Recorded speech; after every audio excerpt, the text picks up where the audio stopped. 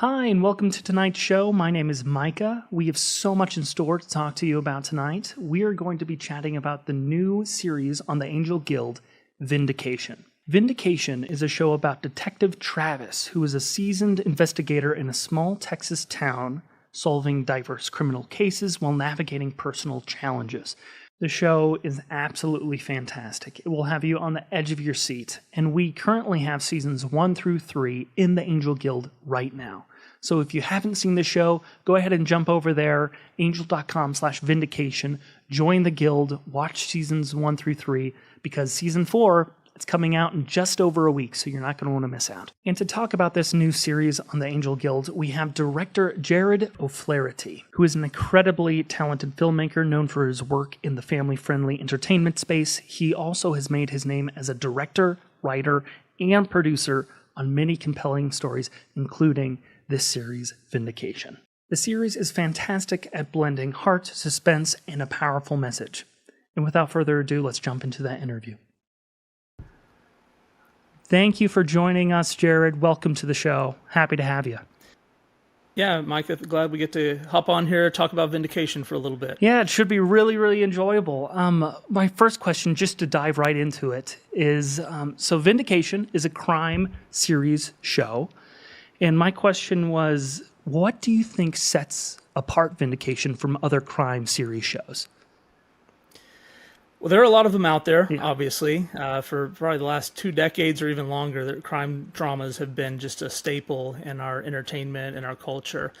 What I think Vindication, how it is set apart from those, is that we don't necessarily always focus on the crime and on solving it and how evil and how vile it was, how gratuitous it was, those sort of things. Instead, we focus on what's happening around it, whether it's the people who are the victims, whether it's the investigators, what's going on in their personal lives, those sort of things. So we don't make the criminal act the central point of the story being told. And I think that's what makes it different. Another thing is that a majority of our storytelling happens in a small town. A lot of Americans don't live in the big cities on the coasts where we see crime drama series taking place, right? In these big, massive cities. So it's small town America, which a lot of people can relate to. It's where they live. It's what they understand. And so that also is a big difference. Something that I noticed right away, and it has to do with our North Star here at Angel Studios, which is stories that amplify light.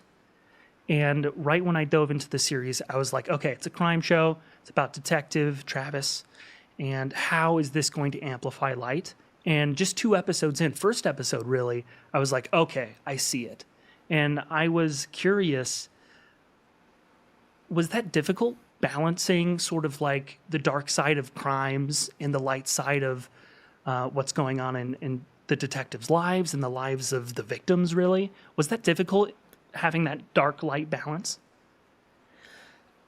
I'm not going to say it was difficult, really. Now, the balance part, yes, there are some aspects to that, and I'll touch on that in a second. Yeah. But to truly appreciate the light, you've got to experience the darkness, right? Here in Texas, where I'm from, where we film a lot of it, back in 2021, we had a power outage. I think it made national headlines. It was during a deep freeze, and you go days without power, without your lights, without electricity, without a lot of the staples that you're accustomed to. And after going without it for a period of time, oh, how much you appreciate it when it comes back, right? Like anything.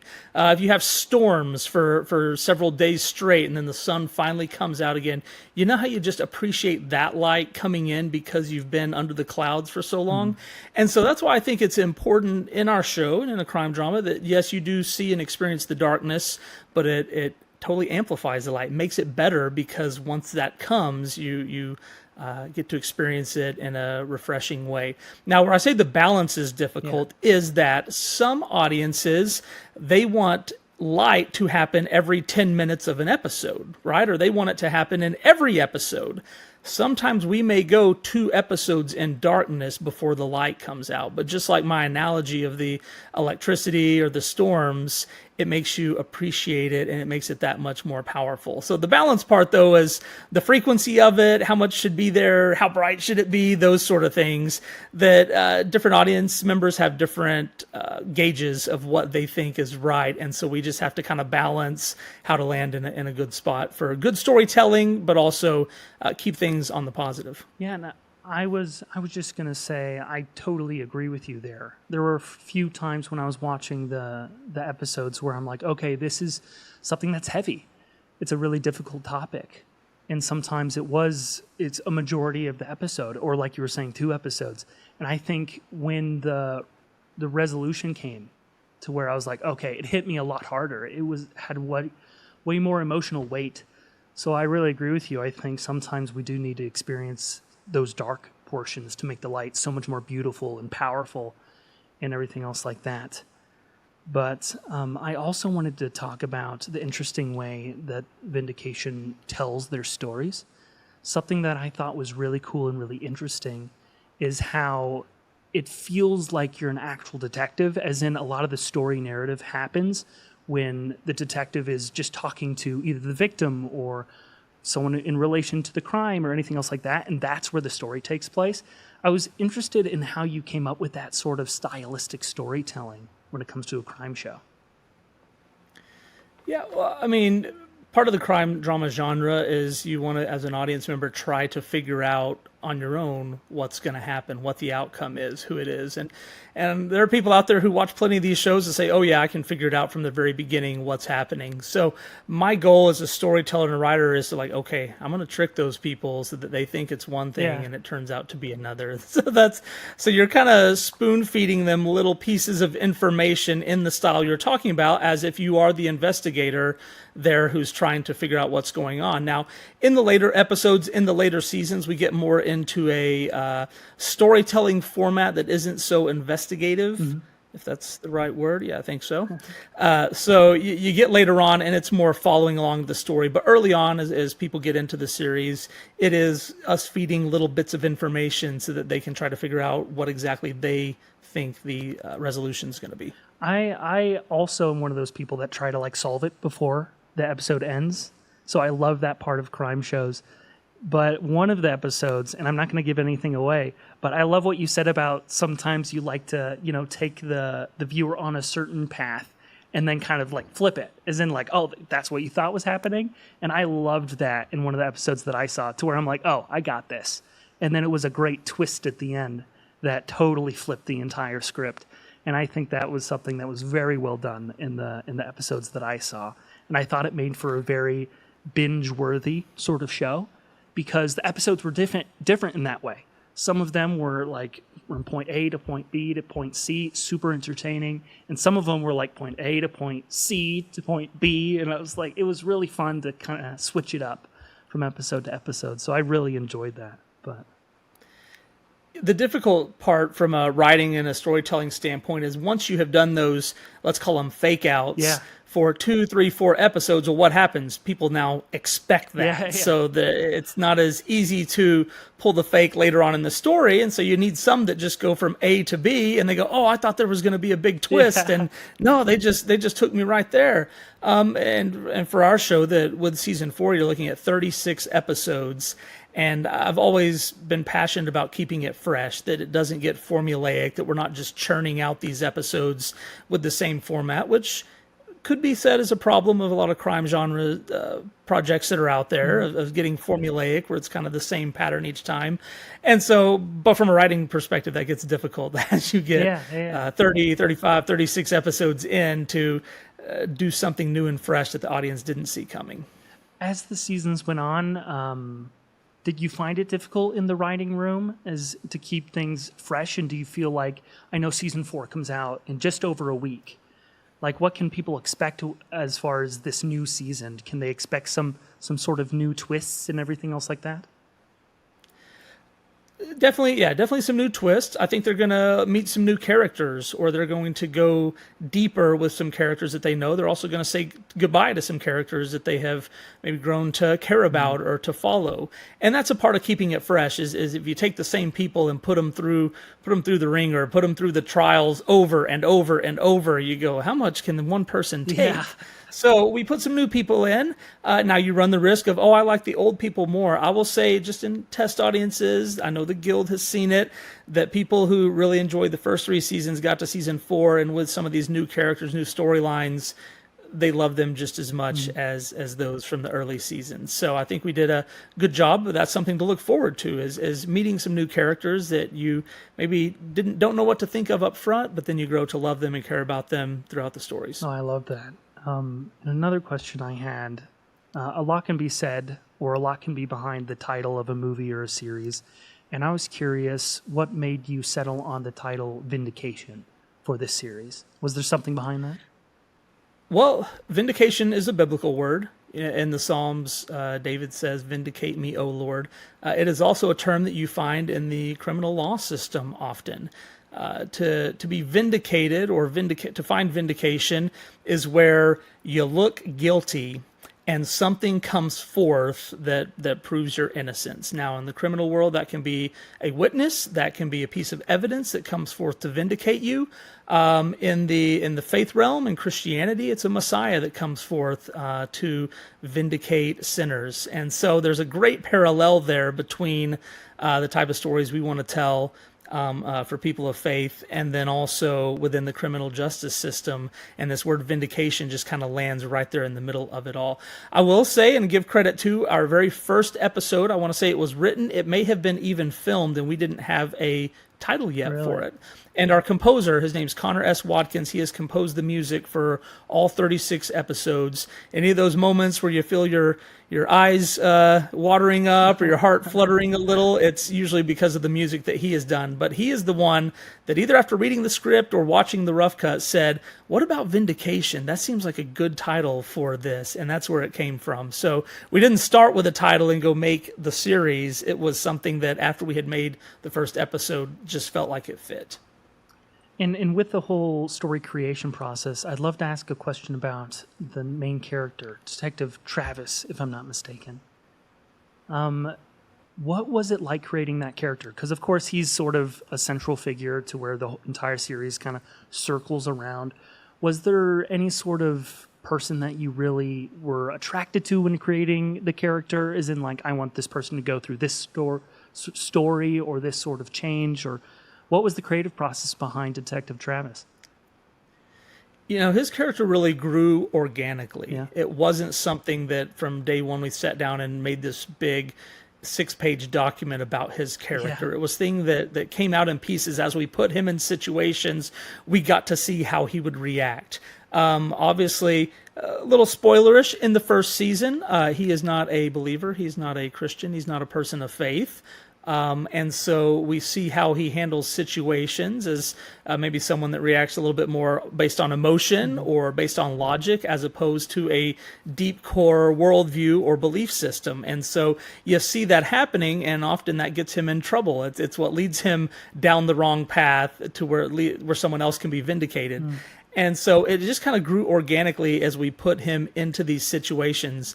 I know there's a scene in middle of season 1 where we show his character having to chase after someone. He's a little bit winded, and then he has a sidekick who's younger than him and kind of makes jokes about his age, you know. So you have this struggle within him of the natural aging process and still feeling like he's his younger self. But Todd Terry, our lead actor who plays Detective Travis, he kind of asked for, like, hey, does my guy have to be the butt of all the jokes? Like, can he have some strengths or whatnot? So if people are keen, they will see that Detective Travis, is a very good shot. Anytime he's in a situation that involves a firearm, it turns out he is like legendary status with that. So we gave him a strength to go with the jokes that happen about him being an aging law enforcement officer.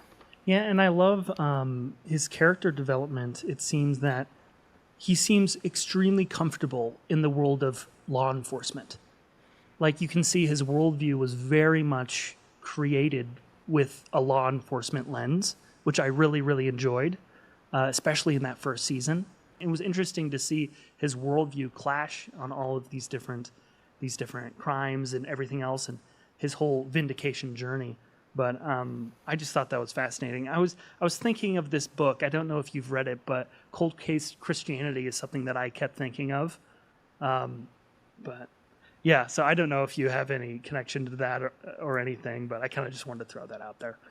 Yeah, no, that's a new one to me. I honestly, in creating this series, I've tried to stay away from watching any crime dramas or even reading materials, only because I want the ideas to be fresh and original. There was a circumstance where I was watching a television show, and I don't watch many programs in general, but I was watching one. About a year later, I'm writing an episode, and I need a street name, and I just come up with something random on the spot. Oh, that's a unique name. I put it in. Well, then what happens? I end up, a few months later going back and rewatching that series, and guess what street name is in that series? And I'm like, oh no, this is where I got that original idea from. It's because I heard it here. And so that's caused me to try to stay away from crime drama books or shows, just to keep it fresh and make sure I'm not recycling other people's ideas inadvertently. Yeah, that's fascinating, because one of my questions was about your whole research and creation process when it comes to the crimes that are committed during the show and all this other stuff. And you say you don't watch a bunch of crime dramas or anything else like that. So what does your research look like when you're developing stories? Do you read crime reports or the news, or how does that work? Yeah, it's different in each circumstance. I have a brother-in-law who was a detective. He's a sergeant now. And occasionally I would throw ideas out to him and say, hey, what would happen in this situation? Other times it's a Google search for news articles and news reports about things that have happened. What I don't do, I typically don't sit down at the beginning of a season and make a list of 8 or 10 crimes or 8 to 10 messages or themes and say, hey, let's go tell a story that gets this across. Yeah. Instead, I'll usually start with big moments, big scenes that I think, oh, wow, that would be powerful to see that happen. Now, how do we get there? What takes us to that moment? And all along the way, you see the fingerprint of God show up in people's lives, whether it's the victims, whether it's a witness, whether it's the detective himself, whether it's a family member, a coworker, whatever it may be. Those thumbprints start showing up naturally along the way, as opposed to sitting down at the beginning, pulling out a message or a scripture and say, let's go tell a story around this. And I feel like people have appreciated that it's not like there's this agenda-driven storytelling. It's storytelling that has these elements that organically pop up. Yeah, and also another question was sort of the creation behind the scenes sort of question, what was the whole filming process like? I know since it is a crime series, like you have your core cast and everything, but there's a lot of rotating characters. Was there any story or anything you'd like to share from the filming process that you found interesting or challenging? When we first started with the show, we didn't know how many episodes or how long it was going to go. Really? So when we set up locations like our main house or our police station, we didn't know, are we going to come back here or not? So that was difficult. A tough part I have had is I've had friends that are actors, and they come up and say, hey, I'd love to be in this show. And I may say, well, I've got this part coming up. You can get in it now, or we can wait and see if something happens later, if there's a season 3 or a season 4. And so a lot of times we say, let's jump in now, because with any show, any crime, any show on television, you just never know how long it's going to go. There's a lot of factors that play into that. So I've had a lot of cast members that we put them in early and maybe they get killed off, or maybe their crime is solved, and then more story starts happening. We're like, oh no, I wish we could come back and do more. But we burnt that candle up early on with an episode or a storyline. So that part has been difficult.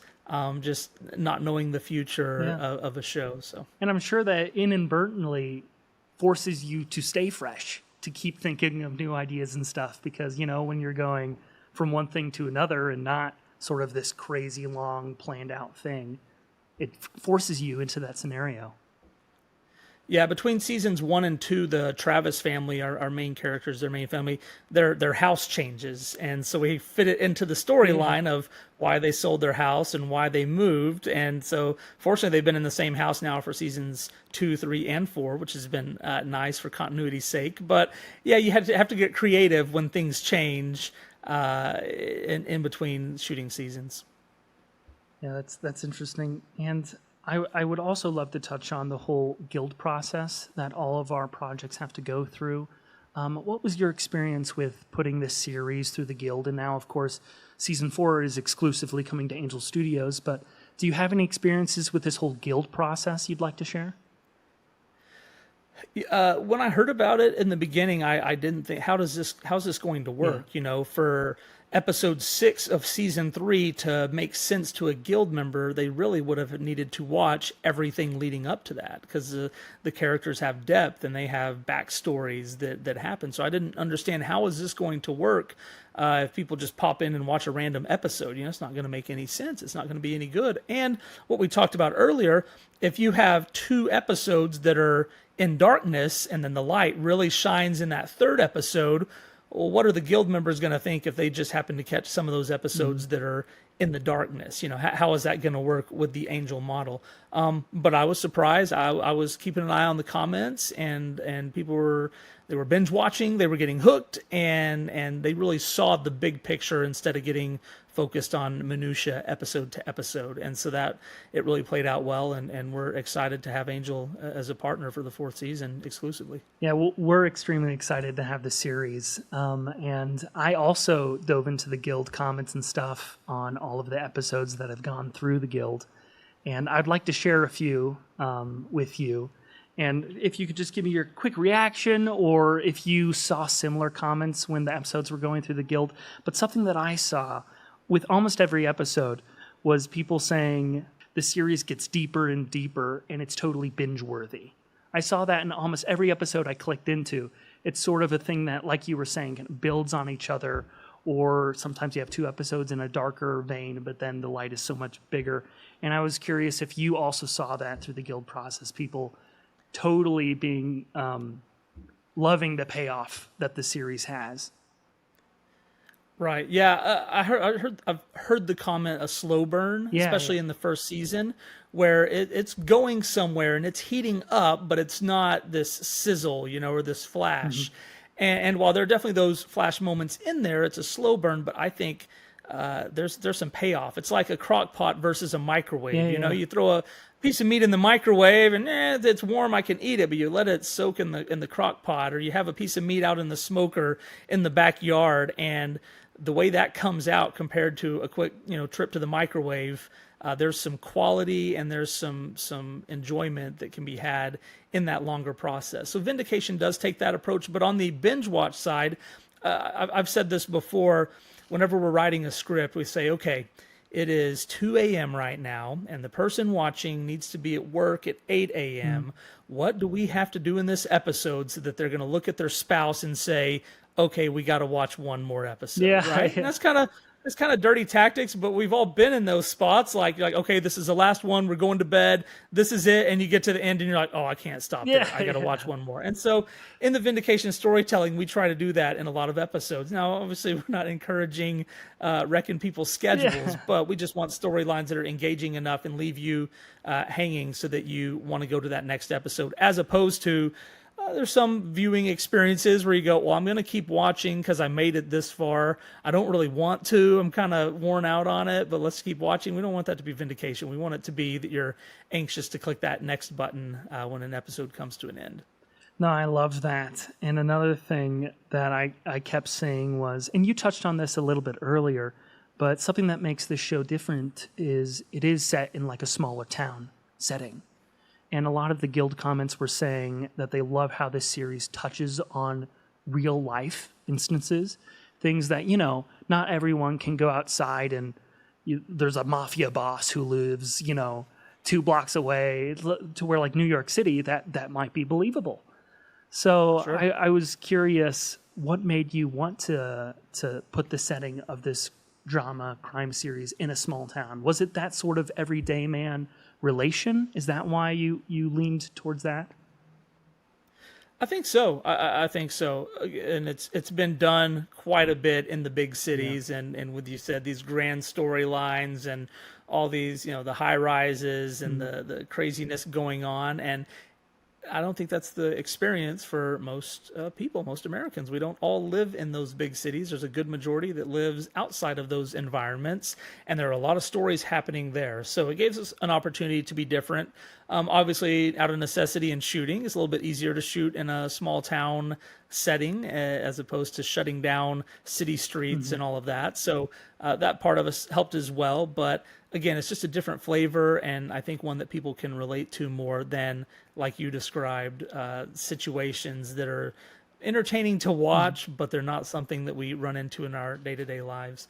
I know one storyline in particular that we put into season 2 was about one of our primary characters having a family member that was problematic. So this person is moving forward in their life and their career, but they have this family member who is not, and it's kind of a something that's weighing them down. And I thought, man, how many of us can relate to Oh. that more so than, like you said, the mob boss next door? Yeah, yeah. So it's more relatable, and you can watch it and see your own life, your own family, your own situations in that, as opposed to something you sit back with a handful of popcorn and like, well, I'm going to watch these people go through some Yeah. craziness.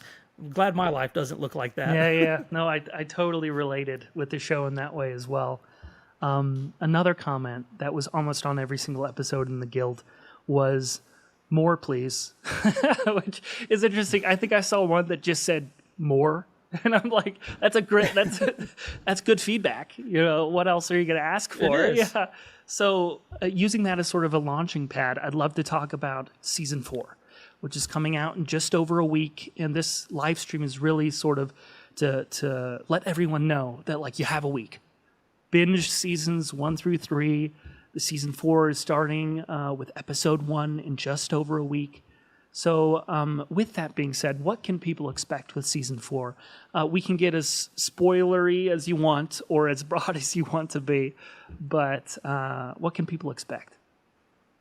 Well, they can expect that their favorite characters, or most of their favorite characters, we're going to get to see them again. For some, it may be for a short period of time. But there are going to be new things that happen, new situations, new circumstances. It's not going to be Detective Travis sitting down at coffee tables and living rooms having conversations with people just like the same thing we've seen in the first 3 seasons. It's going to be new landscape, some new characters, but that same core, that same storytelling, the same approach that we have grown to enjoy. So that part's going to be the same, but it's going to be fresh and it's going to be new. And I think sometimes you could be like, wait, I don't know if I want change. I like the way things were going. Sure. Just trust us. Most everyone who has seen it, like the guild members, you get an episode or 2 in, and you're quickly invested in what's happening, and you're not thinking about maybe some things that you said goodbye to. Another small tidbit to look forward to, we will have someone in season 4 say the word vindication Hey! for the very first time in the series. So it has never been spoken before on screen. A character in season 4 does say the word vindication. Yeah, those moments are always fun. It's like, hey! Yeah. It's a fun little shout out. Well, thank you so much, Jarod. Is there anything you'd like to say before we close? I think the only thing I can think of is, like I said earlier, just binge seasons 1 through 3. Season 4 is coming, and like you were saying, there's so much there that I feel like our Angel audience will enjoy, and they'll be able to sink their teeth into this new season. But is there anything you'd like to say in closing?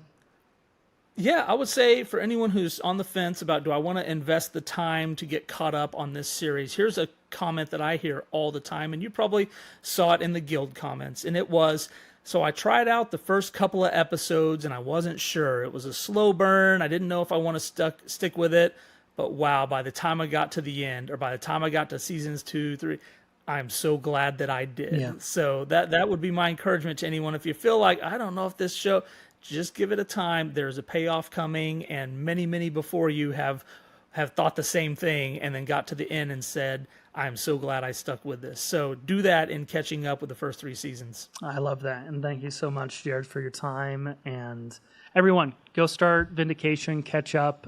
You're not going to regret it, like Jarod was saying. Just give it a chance. It'll be great. But thank you so much for your time.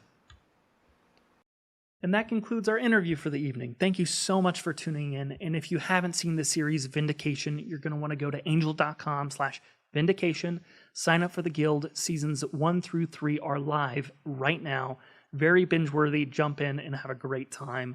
Also, you're going to want to hurry because Season 4 comes out in just over a week. So grab that Guild membership and start watching. Have a great night. I didn't want to drag you into this, but I need your help. 3 suspicious deaths all in the same week. Why are we here? Came here today as friends, not in an official capacity. Well, an investigation isn't just about the smoking gun, so to speak. It's about identifying patterns, trails, small bits of evidence that all piece together and they tell a story.